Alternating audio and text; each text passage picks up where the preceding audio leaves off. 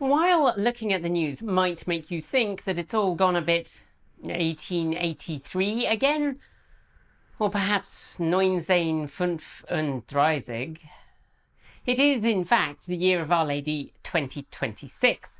And given that we're all aware by now that if humans want to keep living on this blue-green rock in the unfashionable end of the western spiral arm of the galaxy, we need to tackle the challenge that is climate change head on. And you might think that all humans who are fond of being on this marble would be down with the basic principle that we need to do things that cut carbon emissions. Apparently not, though. And while this is a worldwide problem, it's also a problem that's particularly exacerbated in the US, because some people, and particularly one craven orange individual and his collaborators, appear not to have read the several billion memos. I know. Climate change papers don't tend to come in a crayon colouring book format, which is a challenge when explaining things to a man who could be outwitted by a particularly smart pebble. But hey, you can but hope. And so we found that last year across the world, CO2 emissions from fossil fuels went up, hitting a record high of around 38 billion tonnes. And while in the EU CO2 emissions did drop by around 2%, that's much less than the European Union had managed in the previous few years, when double-digit drops have made it look like we might, just might, be able to keep more of the planet habitable. Economy-wide in the US last year, carbon emissions rose by 2.4%, while many countries, including China, saw theirs drop, which to the untrained eye could just look like the statistical noise of our worldwide lackluster attempts to reduce carbon emissions, which has at no point been a solid downward trajectory. But when you dig in further, you find that coal emissions in the US increased by 13%, largely driven by the tech sector's obsession with integrating a technology that has some very specific and limited use cases into everyone's toothbrush, refrigerator and toaster oven. And look, there are many things that China and the US are equally poor at doing, like protecting the poorest citizens from harm and exploitation.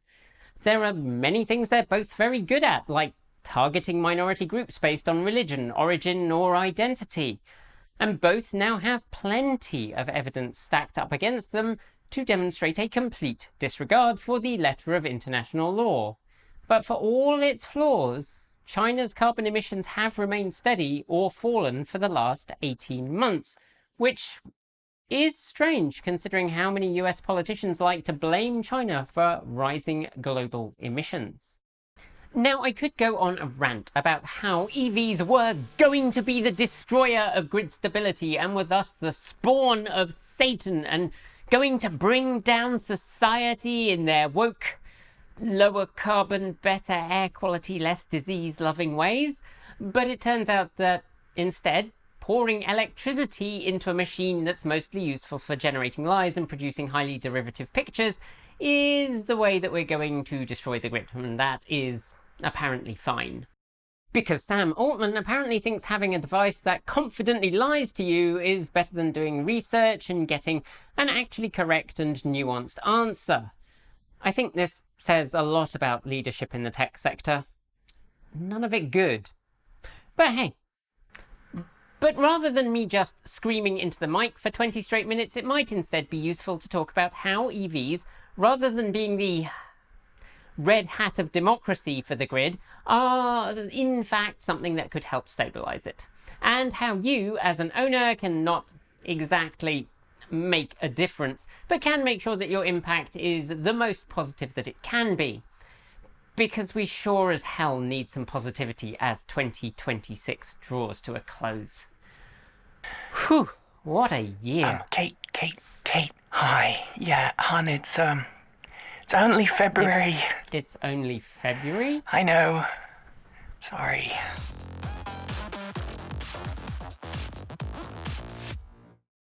While the US is currently attempting to relive the glory days of the 1970s US car industry by burying its head in the sand while the rest of the world progresses with more advanced and reliable technology. And yes, it's true, the US is not alone. A lot of the world is reneging on commitments to keep the planet habitable, but the US is leading the pack here and throwing what's left of its weight around to make sure everyone that it can force to follow does so. In much of the world, the question of how to manage grid stability when EV adoption goes deep has been a topic of research and planning for electrical infrastructure.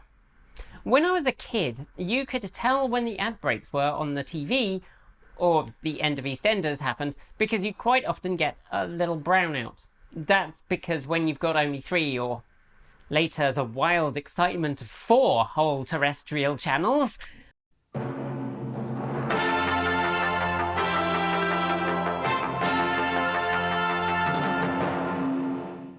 when the ad break hits, everyone in the UK is like, time for a cuppa. And what that does is put sudden load on the grid.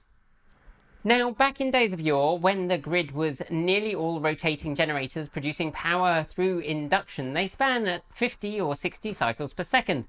When demand suddenly increased, the magnetic strain increases. That is, there's suddenly more resistance to rotation, and your 50 or 60 cycles per second becomes 49.9 or 59.9 cycles per second. And that might not seem like much, but back when Texas's fossil fuel powered grid failed in the cold back in 2021, that catastrophic failure was dropping to 59.3 cycles per second. Any deviation of more than about 0.1 cycles per second, or hertz, is enough to start the processes to reduce the load on the grid and to fire up additional capacity. Why does the number of cycles per second matter? Some things rely on the actual cycles per second to drive things like, for example, my old school bedside clock. My 1980s flip clock uses the 60 cycles per second of the mains to regulate how fast it runs. And before fancy modern switch mode power supplies came into being, that sort of thing was super common. But other things like, say, grid-tied solar panels will also look to the grid to synchronize their generated supply with it. So, 1, as the frequency drops, so does the effective voltage, but perhaps more importantly, the step-down transformers which take the high voltage from the transmission lines and step it down to the 120 or 240 volts that you use in your house, unless you're fancy, can saturate and fail.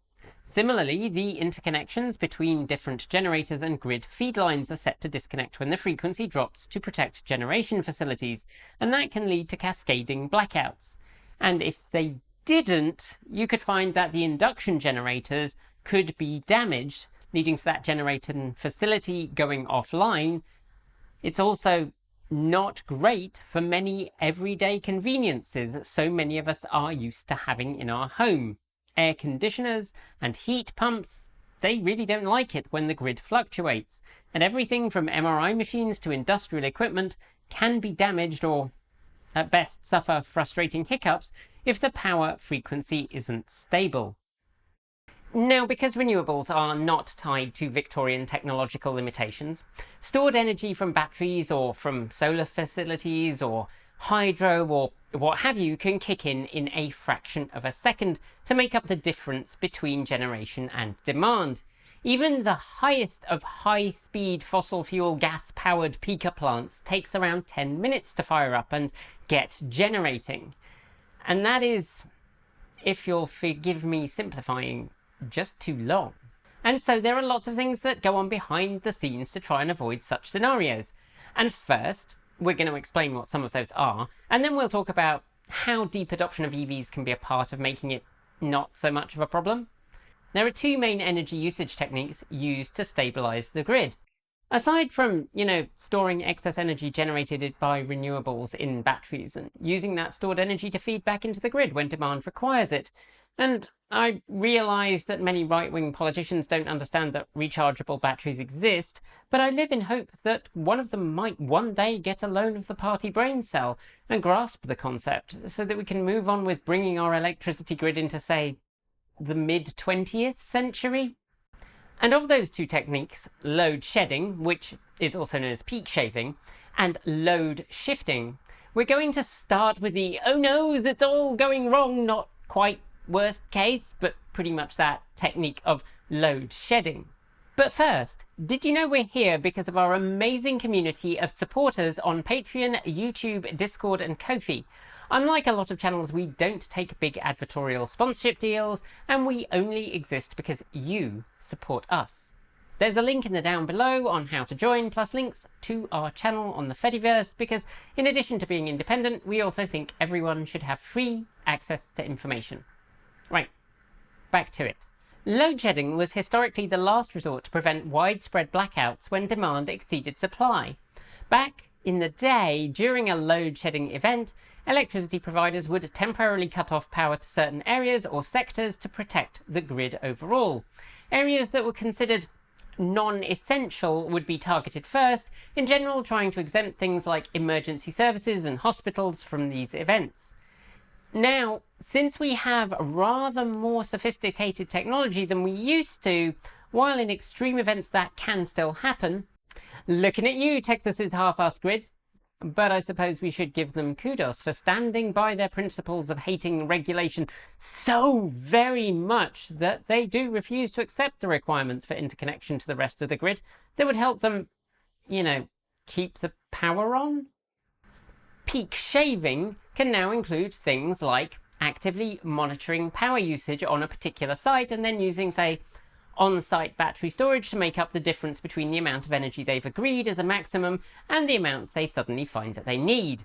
Similarly, that can be done using EVs with bidirectional charging that are being used as an on-site battery storage, or by feeding solar energy or wind energy from a business's own supply facilities back into the grid instead of, say, feeding it back into its own on-site storage.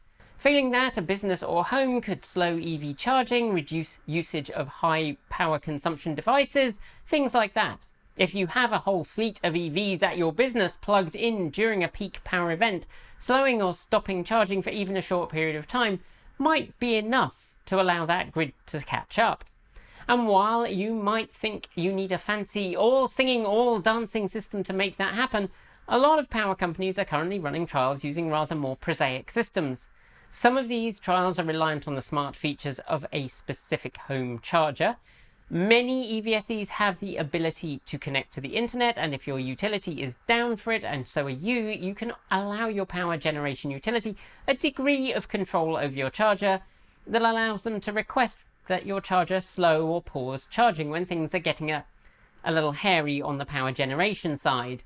These usually have an option to override, so that if you really do need your car charged by a specific time, you can opt back out. Additionally, some utilities also have worked with auto manufacturers.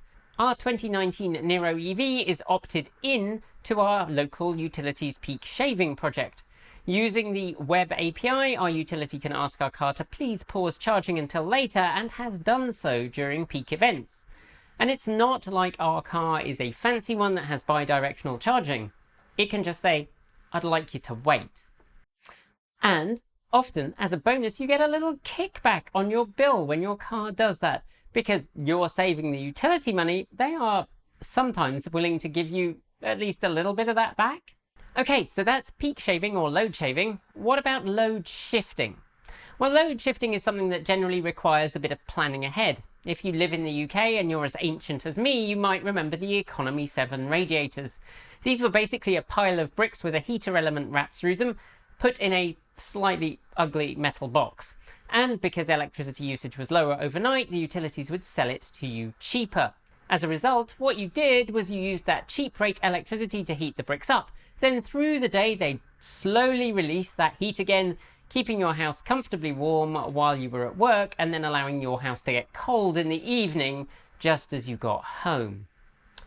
Ah, Britain, home of the useless compromise that makes everyone miserable. Anyhow, similarly, if you're a business or an EV owner with a car that needs charging, you can plan ahead and charge overnight when demand is typically lower.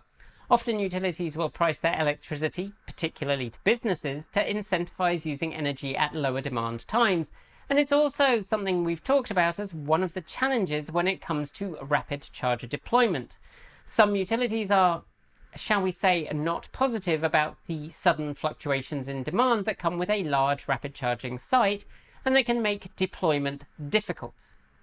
Anyhow, By shifting that load away from peak demand periods, it helps you to use the baseline grid power and theoretically avoids you charging during peak periods. Now, this is true in the US right now, where EV adoption is weak and being deliberately sabotaged, and where the US government is providing a staggering return on the investment of the fossil fuel companies paid to put a Russian asset in the now remnants of the White House by Trump basically handing them cash while hobbling renewable deployment. However, recent studies suggest that in countries where they have an excess of renewable energy available and high EV adoption, it makes sense to charge your car during the day. At least it does when there's abundant renewable energy available. There's currently a lot of research going on into how to manage and synchronize EV charging with renewable energy availability. Now, this is before we get into bidirectional charging, where it's possible the utility can use your car as a storage bank, taking a tiny portion of a kilowatt hour here or there to help stabilize the grid. They're getting a little long in the tooth now, but we have several videos explaining why, 1, this doesn't suck for your car's battery life, and 2, it doesn't suck for you. We'll drop some links in the down below if you're wondering. But if you don't have that and you're of a geeky sort, which I know you're watching us, so it's just incredibly unlikely, but it is a slim possibility. You can use things like If This Then That and Home Assistant to control your home charging so that you're charging your car when energy is either at its greenest or at its cheapest, thus helping grid demand stay more stable. If you'd like us to do a video about that, let us know. And look, no one is pretending for a second that this is going to fix the carbon problem. We need national and international action to do that. We need utilities to implement the investments to transition the grid, and we need politicians to incentivize cleaner energy and transportation. We also need, in particular in the US, automakers to stop bending at the knee to a fascist. But sometimes it feels nice to know that you're at least doing what you can, making it so that you can live with your future self. I know I yell at past Kate about a lot of things, but buying an EV and setting up load shedding and load shifting isn't one of them. So, make good choices for future you. That's what I say. At least that's what I profess. And the good thing about doing that is sometimes you're chatting to a friend or a neighbor about it and they're like, you can do that? And perhaps they come and sit on the Group W bench with you. And if you get enough folks sitting on the Group W bench, that's kind of a movement. Or at least we can hope. Thanks for watching to the end. If you made it this far, let us know if you do any load shaving or load shedding activities, or whether you've gone rogue and set up your own green charging using live grid carbon data. We're 100% independent, and if you'd like to help us stay that way, there's a link in the down below to support us on Patreon from $1.50 a month. So you can join the long list of amazing channel supporters right here. You can also send us money on Ko-fi, buy some swag from our swag store, and please hit subscribe. YouTube won't reliably tell you we've pushed a new video though, so make sure you also follow us on social media or join our Discord chat room. Thanks for watching, thanks for helping be the positive change in the world, and until next time, keep evolving.